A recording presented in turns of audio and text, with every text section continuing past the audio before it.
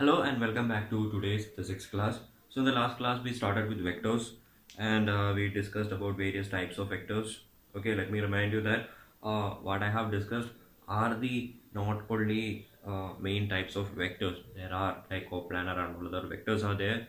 Still, please go through the definition carefully. Okay, and I have given the explanations in a proper way with examples. Okay, I believe. So please go through the definitions. So there was a question. So you know what is an equal vector, what is a negative vector. So you can say something is equal. Okay, the vector is equal if they have both same magnitude and direction. That means a body if it travels 5 kilometer in the east. Okay, then the another body which you are considering it should also travel 5 kilometer in the east direction. Again, if you are considering northeast, it should travel in the northeast direction. And you can call a vector as negative of the given vector. Like if you travel 5 kilometer in the east, okay, if you want to call something as its negative, then that should travel 5 kilometer in the, if you travel east, it should be west. Okay, that makes it negative. So I hope that part is understood. So today we are moving to the addition of vectors. So just before I begin with the addition of vectors, I would like to introduce about position vector and the displacement vector. So position vector and displacement vector. Position vector.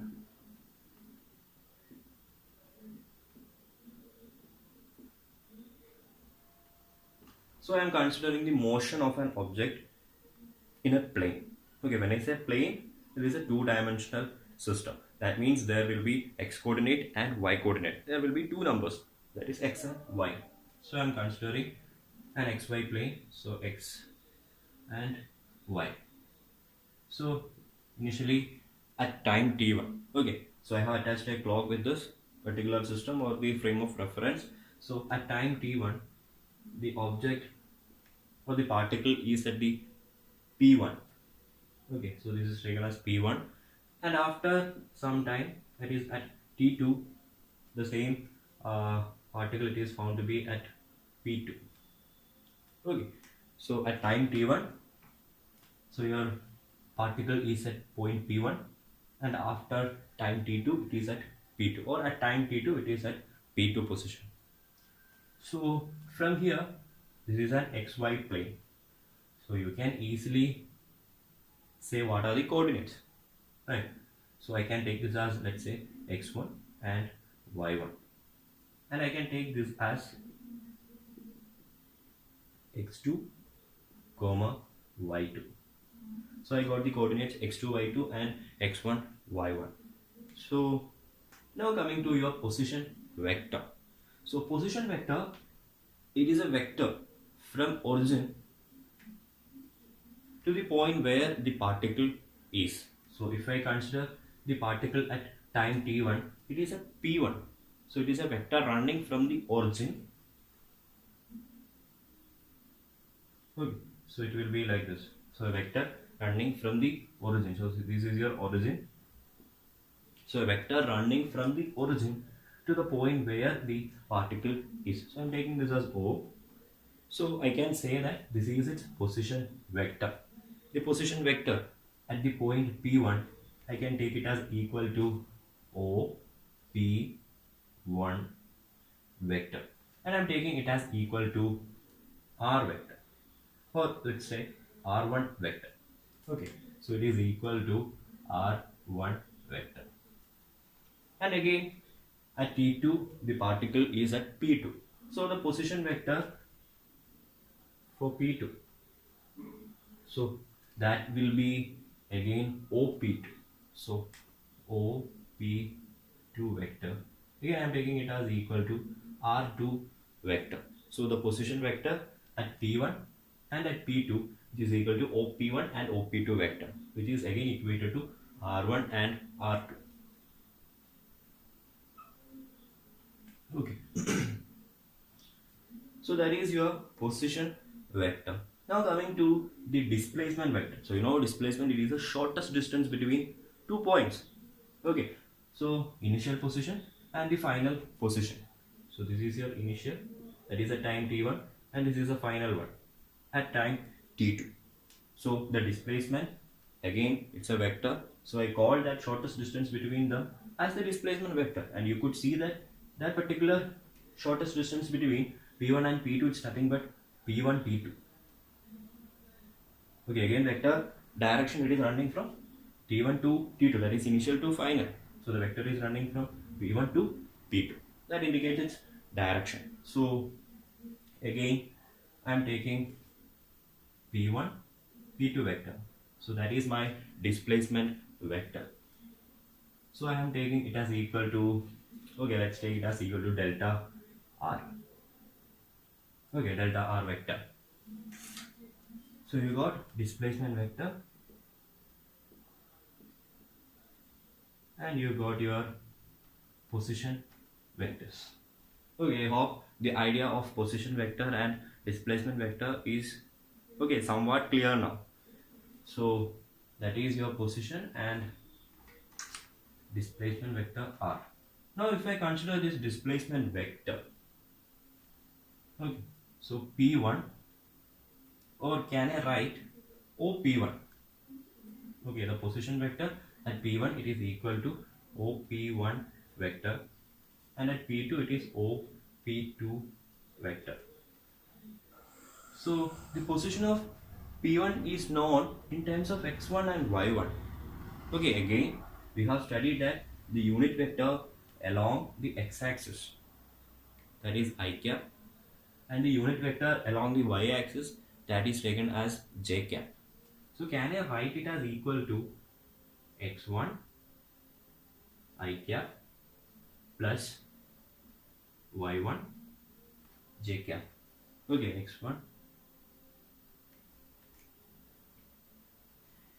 x1 I cap plus y1 j cap. So this I denotes, okay, the value, or it is along the x-axis, and this j denotes it is along the y-axis.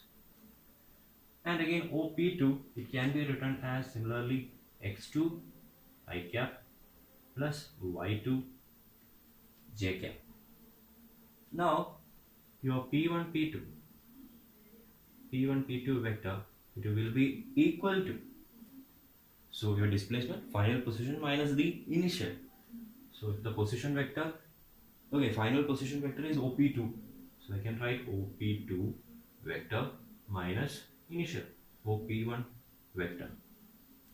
So if I do that, again I will get op2, so it is x2 I cap plus y2 j cap minus x1 I cap plus y1 j cap.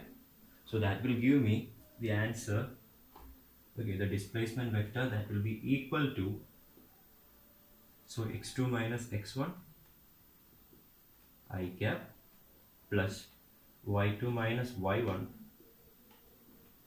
j cap. So that will be my displacement vector. Again, the advantage of position vector is that it will give you the straight line distance of your particle from the origin, and also it provides the direction. So that is the advantage of your position vector. So that is all about your position vector and displacement vector. So more of it we will discuss in the coming part. Yeah. Okay, now coming to the vector addition. So hope you remember the statement which I have said, for a particular quantity to be qualified as a vector. So it is that it should have a magnitude, it should have direction, along with it should obey the law of vector addition. So we are having a beginning, or I am introducing to you right now the laws of vector addition. So think that there are two vectors, let's say a and b. So a vector and b vector. So if you want to add these two, again you know that they have both magnitude and direction. So how it can be added? Okay, and what will be the resultant? So if I add 3 plus 2, I will get 5 as my resultant. In a similar way, what I will be getting the resultant. So here a vector is given and b vector is given. So two vectors are given. So one law states that, okay, so I hope you believe, okay, I hope you remember this is your head, okay, the vector's head, and this is the tail. So it states that there are two vectors A and B. So that is your initial step. Identify the vectors. So you have got A and you have got B. Now the second step is that, so you have to now place the tip, okay, the tip of the second vector on the head. That means they should both like this. So this is your A vector and this will be your B vector. Okay, place it. So the head and tail, they should meet together. Now what is the third step is that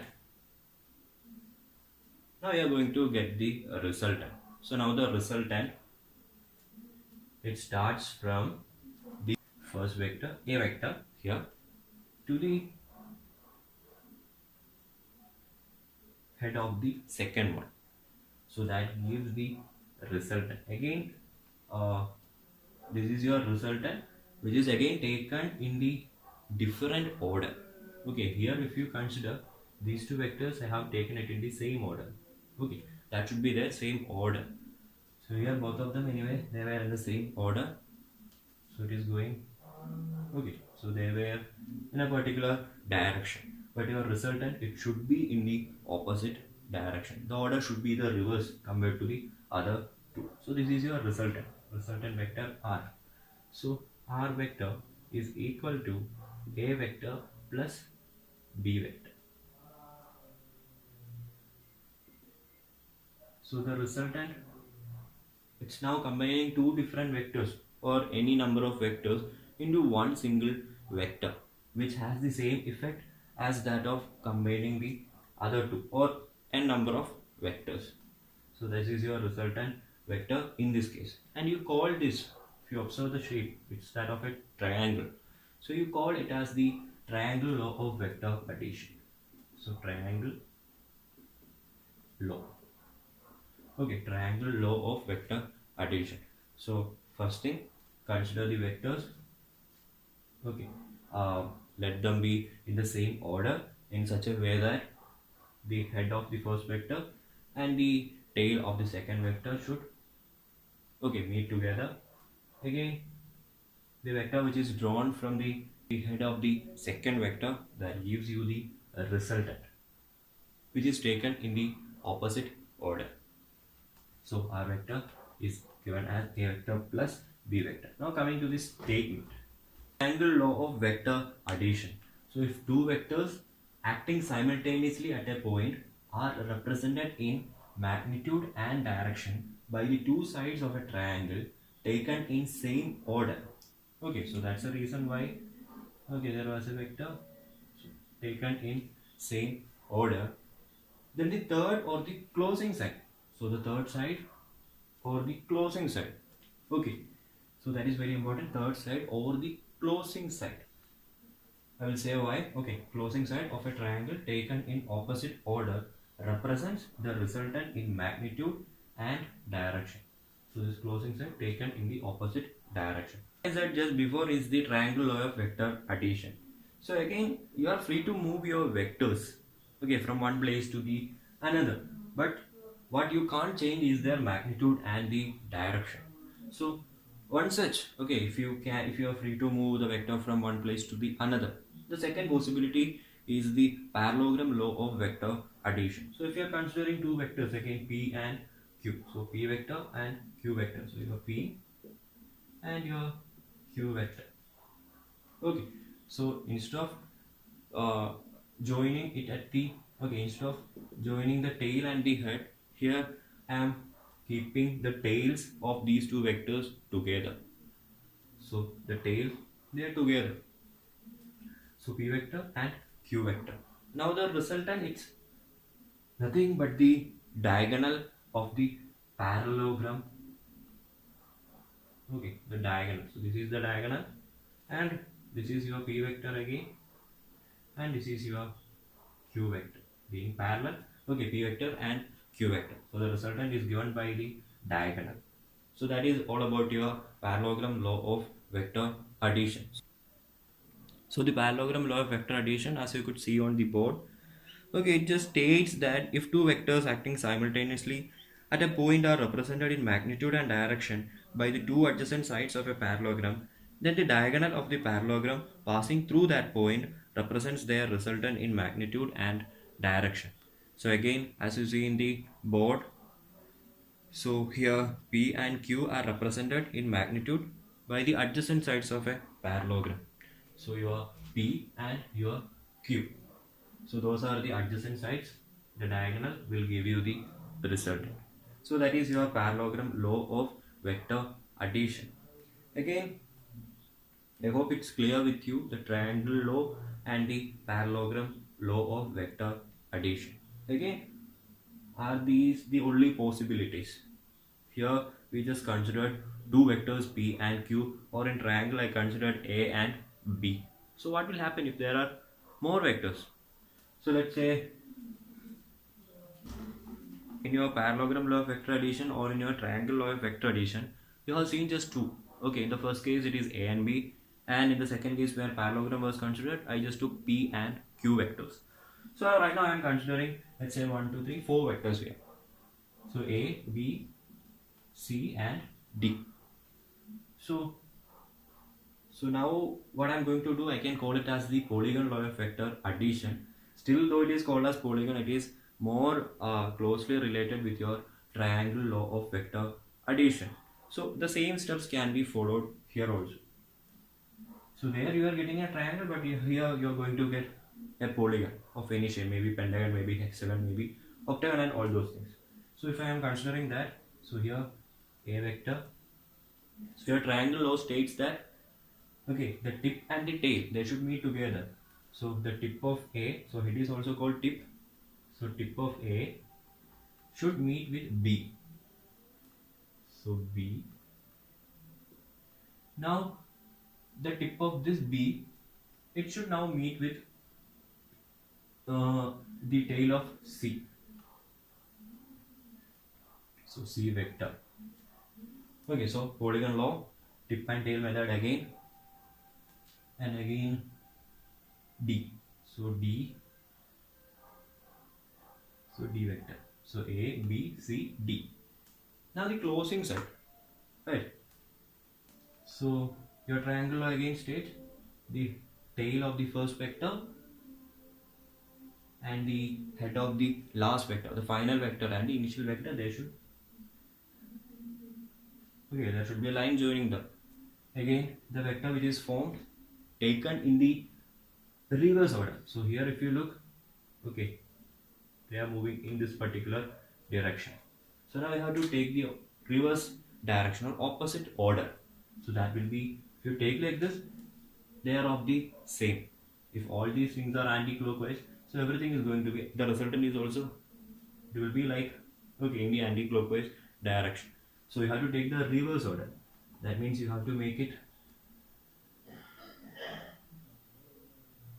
okay, clockwise. So it was anti-clockwise, now it is becoming clockwise. Okay, I just mentioned the order, okay, the direction. So just make it reverse. So that will be your resultant R. So R, it will be equal to A vector plus B vector plus C vector plus D vector plus, okay, only 4. Okay, so it will be equal to A plus B plus C plus D vectors. So that is your resultant. Now, what I said in your polygon law of vector addition or your triangle law of vector addition and your parallelogram law of vector addition, so all these things are the graphical methods of finding the vector addition or doing addition. So now we have to get some equations which give us the magnitude of this resultant R. Again, the direction of this resultant R. So when I told you about parallelogram, I told you that okay, the resultant R, it was making an angle theta. Okay, here I took it as theta. I think I didn't mention that still.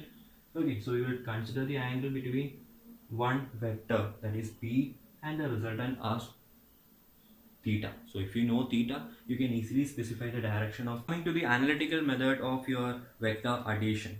So instead of going drawing a graph always, so you can just find it using some mathematical equations. So here I am considering the triangle law. So two vectors P and Q, the sides of triangle.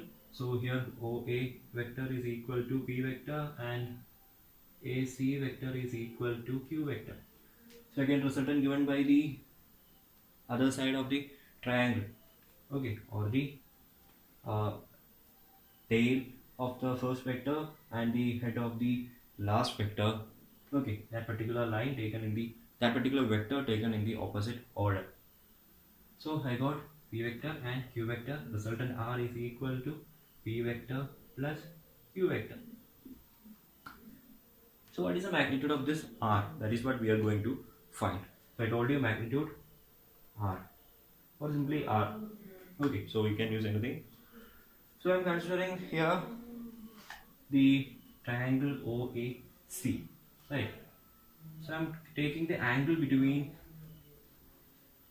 this particular vector P and the resultant as alpha. Okay, I am taking it as alpha now. So the angle between two vectors, it is the angle between the direction of the vectors. Okay, it is the angle between the direction of two vectors. So it is taken as alpha. Now I am drawing a perpendicular, okay, from here CD, let's say it is taken CD and extending OA. Okay, and now this angle it is taken as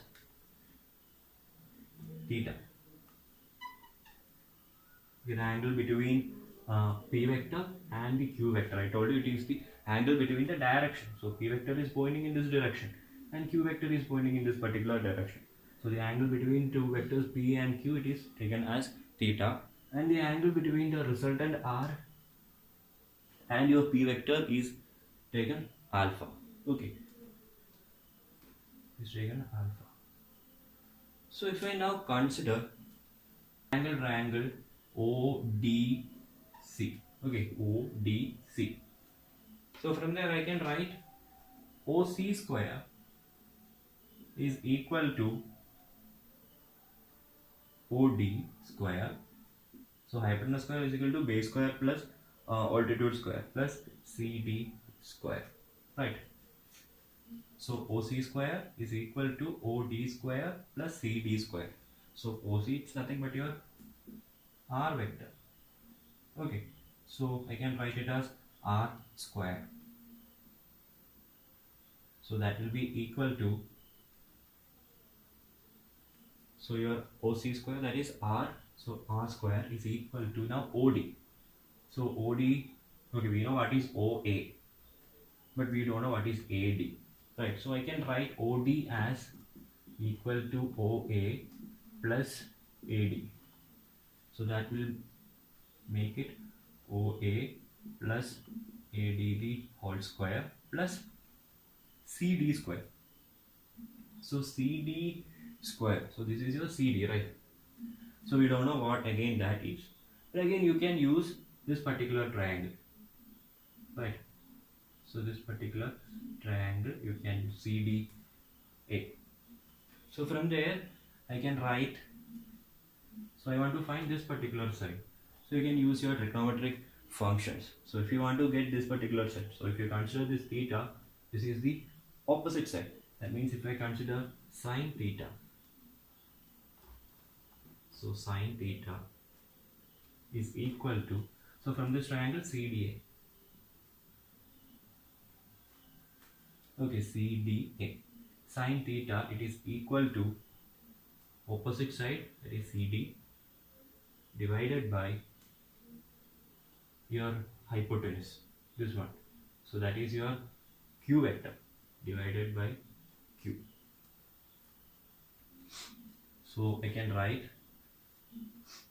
CD as equal to Q sine theta. Okay, so if I rewrite this, R square is equal to OA plus AD the whole square plus Q sine theta the whole square. Okay. Again from here you need to find OA. So OA is P, you know it, plus you need to know AD. Just like how you find this CD, if I want to find AD, I should use the cos function. So cos theta, it is equal to adjacent side is AD divided by hypotenuse, that is Q vector. So from here you will get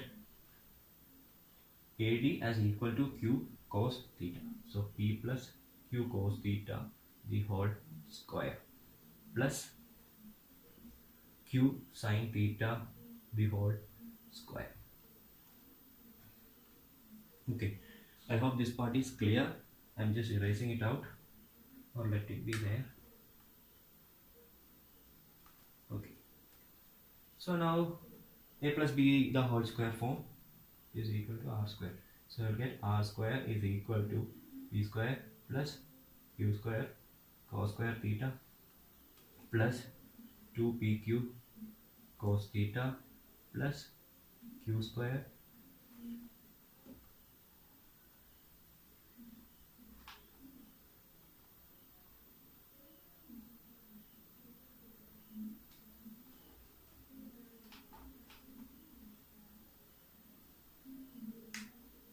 okay, so pq cos theta plus q square sin square theta.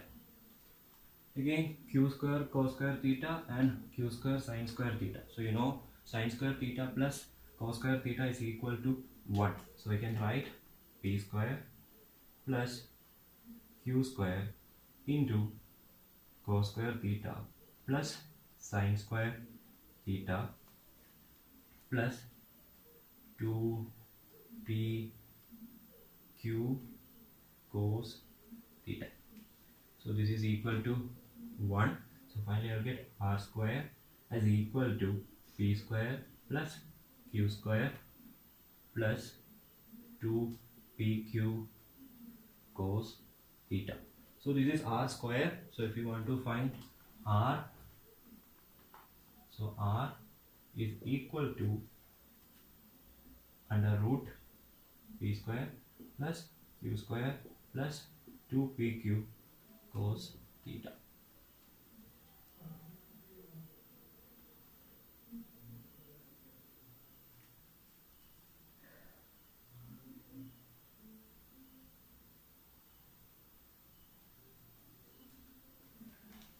So you know it is going to be the magnitude as you are getting a value here, right? Because on giving value for theta, you will get a particular value as magnitude.